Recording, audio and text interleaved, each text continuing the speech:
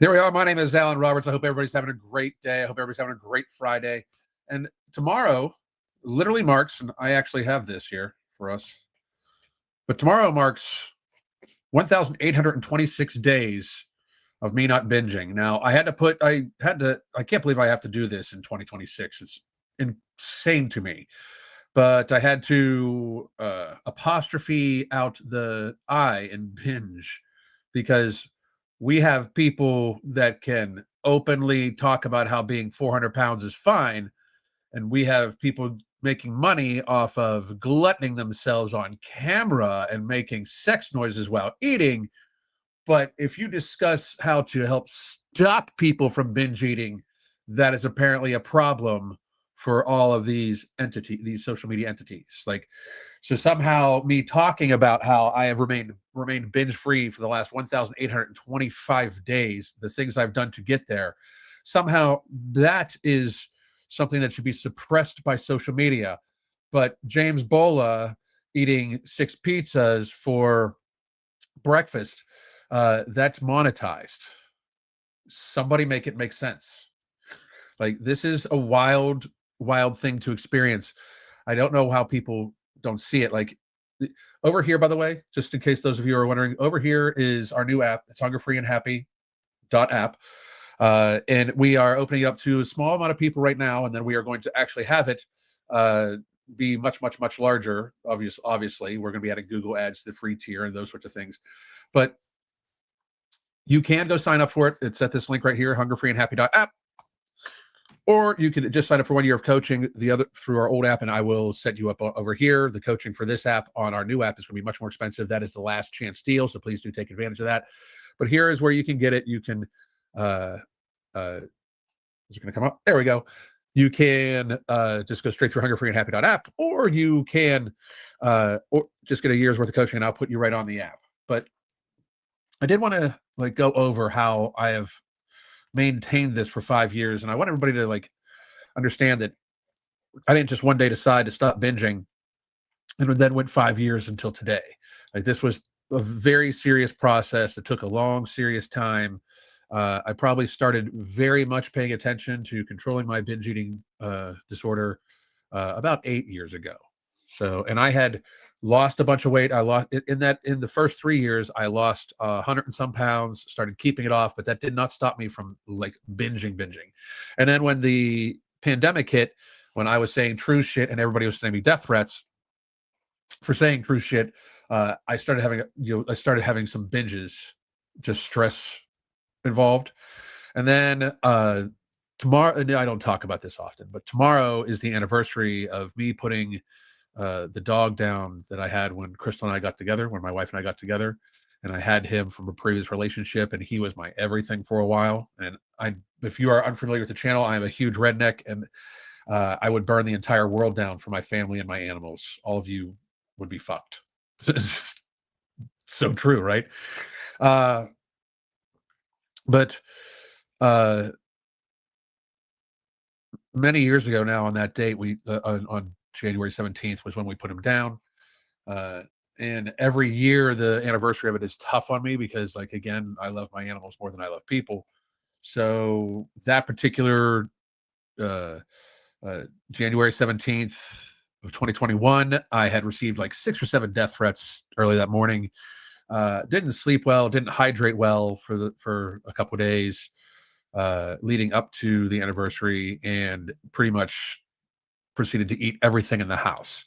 So my wife and I sat down and tried to figure out what I did wrong, where the disconnect was, why I know I should not be eating these foods at what would be considered high velocity, meaning I would just wolf down anything I could get a hold of at that point in time. If there was protein bars in the cabinet, they were all gone. I ate everything, right? And that's what binging is like for me. It's different for everybody else too.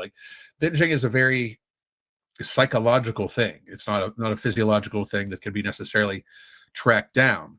But it's, for me, it manifests where it's almost like I'm watching a movie of myself glutton myself. I'm literally watching a movie of me glutton myself, and that's a problem. That is, no kidding, a serious problem. Uh, the main thing we did immediately was we sat down to talk about it. On the app, you can see here, like if I have craving, if I crave or binge, I can log a craving or I can log a binge. That's where the binge tracker came from, is I logged a binge from 5 years ago. But I keep track of my cravings. I keep track of my binges. And what we used to do is like, okay, you're craving this. Why? Why are you craving this? That's why we kind of came up with the hunger management method, because then we were like, okay, well, if I eat something sweet earlier on in the day, after we tracked all this information, we realized a pattern where I was going to, I was feeling hungrier more throughout the course of the day because we started keeping track of hunger scores. So one of the biggest things I did was increase, was started taking a different look at how like how I viewed binges, right? Like, of course, it's upsetting. I'm a binge eater where I would binge cycle, meaning like I'd binge one day from stress and everything like that, and then the next day I still have the stress from binging, the stress I had that made me binge the first day, but I also had the stress from binging. So therefore, now I have more stress, so then I binge again normally. So I am what's called a cycle stress binger. And we try to avoid that at all possible costs. Also, now we did realize that sleep plays a huge important role. I do have a very hyper mind, so me closing my mind down at the end of the night is not easy. I do take, and we have instituted, 1,200 milligrams for me of magnesium glycinate every single night, about a half hour before I'm ready to fall asleep. That has helped tremendously, tremendously. I also do occasionally take some Blue Lotus, which is very pleasurable and legal. Uh, and it does help me very much reduce my stress down. So I'll take one of those gummies, and I'll sometimes take some magnesium glycinate, and sleep is under control. I oftentimes don't take anything, and still sleep is good. If I start having an issue again, meaning like, hey, I didn't sleep real well that night, I take an assessment. That's another thing you can do on here. Like, I already logged my sleep for today, but basically this, we would log our wake up time right here, and then you would log the duration of sleep. The quality of sleep is the important thing, right? If you ask me. So we started checking out the quality of sleep I was having, and then we built what was called a sleep hygiene routine, like a nighttime routine before bed. Read a book, watch a little TV, make sure you take a contrast shower, those sorts of things. So we started taking notes like this, and then we started tracking what worked best and what didn't work. So sleep, and making sure I didn't beat myself up over the binge. Because the idea is you want to learn as much as you can from negative things so you don't repeat them, right? So I went on, from those two things to the next bang for your buck, hydration. And I still struggle with hydration today, to this very, very day. I still struggle with hydration. It's not an easy thing for me to do. For some reason, I take in about a gallon and a half to 2 gallons of water a day, and that is not an easy task. Sometimes I did, honestly, we set this up just for me, but on the app you can scroll down and you can set hydration reminders, 5, 6, 7, 8. I was testing this one out for 7:58, 9, 12:15. We ought to be getting one actually before too long here. So that way it reminds me to hydrate every hour or so during the day, and then I am able to stay hydrated. So I'm trying to take in about 185 ounces of water in a day, and the reminders are helping. But we've been doing the reminders on my phone in the meantime. So the biggest thing we did at the very beginning of the last 5 years was we sat back and started viewing the binges differently. It was this thing, like, it was not a pleasurable event. It's not something that we should be happy about, but it was something that we instead learned from, instead of beating ourselves up over. We definitely fixed the sleep, and we really try hard to fix the hydration. And the next thing from there was obviously to try to keep the ultra processed food down. Like right now, this is my day so far. I've drank 80 ounces of water. I actually need to up that because I just got done drinking about 40 ounces. So I'll just put it in.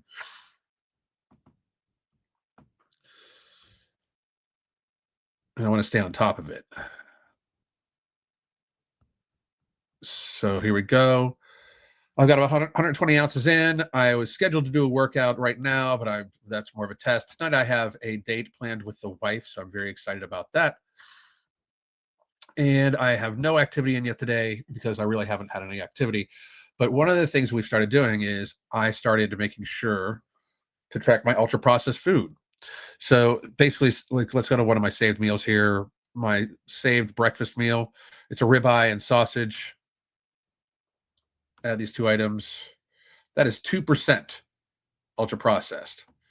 So another thing I think the app does, it's amazing. It helps keep track of the ultra processing you're having throughout the day.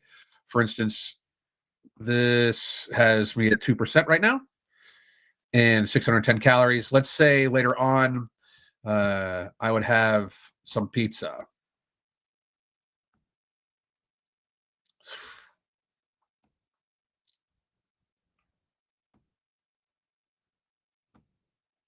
And of course, this is all test stuff too, by the way. This is 65% ultra processing and it's 405 calories. So if you take a look at what it does, it then figures out my percentage for the day. It increases the calculation to 27% because of what the pizza. So I keep track of that. I try, and that's honestly, I would never eat pizza in the middle of the day. It's insane. I used to, it's for fucking sure. But I'm going to release this one because that's not actually happening. So I keep track of my ultra processed food percentage too. And I think that is the biggest health tip for anybody that I've learned throughout this entire process and doing all the research we've done. If you keep your ultra processed food intake below 10% for the week cumulatively, your weight is normally going to take care of itself, and so will your hunger. That's the biggest thing. If you are hydrating and avoiding ultra processed food and getting proper sleep, you should be good to go. I mean, I know that sounds kind of crazy. You do need to watch out for your stress. Obviously, make sure you get plenty of activity in. We do a thing called we plan out indulgences, making sure that we allow ourselves to have fun, but we also make sure that we understand it's an indulgence. It's not to be our everyday foods. We plan before and after too. So please do check out the app. I'm looking very forward to it. It's going to be on the Google Store before too long, and it will be on the iOS Store before too long. And we will have a complete free tier for it that people can just log their food and everything like that if they want to, but there will be ads on it for those people.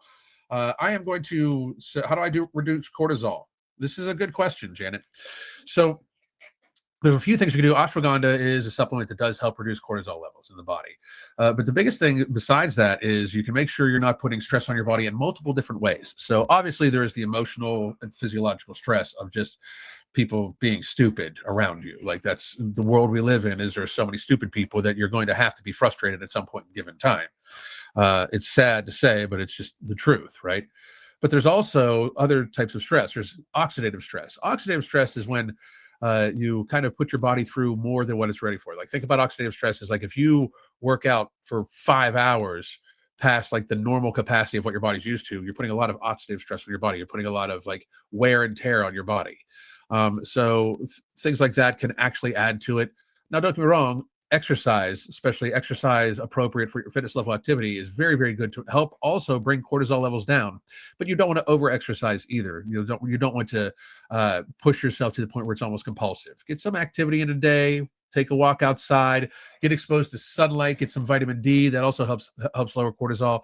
And I would definitely suggest some either meditation or breathing exercises, those sorts of things.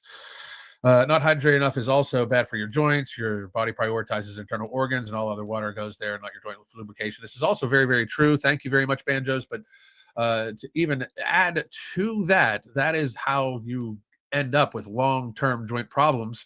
As D Banjos said over here, like that is a big thing. Your body prioritizes the organs, but there's also the fact that if you're not moving your joints don't really get blood flow to it. The cartilage inside of your joints very much needs movement to kind of compress it and squeeze it and make it like, it's a sponge almost. So it kind of pulls stuff back in.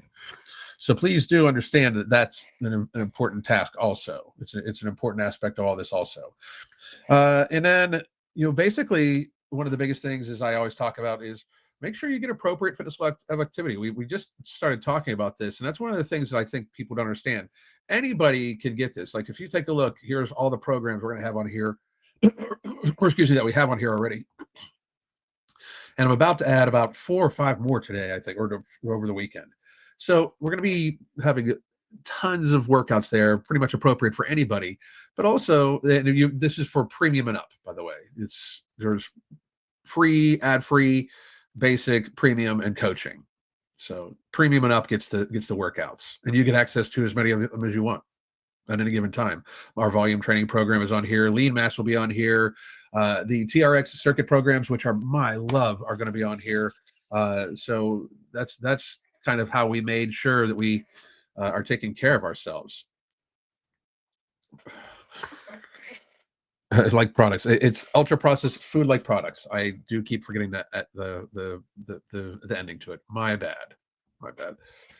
The funniest thing is when I drink a lot of water, even though I may need to get up at night, I still feel more rested compared. Yeah, absolutely. Now that's another thing too. We do talk about, and if you saw, so I can show you again. If you take a look at my all of my my reminders, 5, 6, 7, 8, 9, and then once we get to midday, I stop. This is basically me trying to remind myself to drink 30 ounces of fluid at each of these given times. So 1, 2, 3, 4, 5, 6, 7. That is around 200 ounces of fluid in a day, if I can remember to do that before midday. And while that may seem excessive, I do make sure I add sodium and electrolytes to it. But then I'm pretty much very well hydrated for the rest of the day. I've probably taken like another 20 or 30 ounces of fluid total for the rest of the day. And therefore I'm not waking myself up having to pee every 15 minutes too. So that does help out a lot if you're interested in doing that. But anyway, folks, I am going to be off. I might be back over the weekend to talk more about this. We are heavily working on the app, fixing any little bugs for that we're finding in the pre-launch basically, and we're also making sure we get it up onto Google and iOS as soon as humanly possible. So I hope all of you have a phenomenal day. My name is Alan Roberts. I hope to see you all soon. God damn.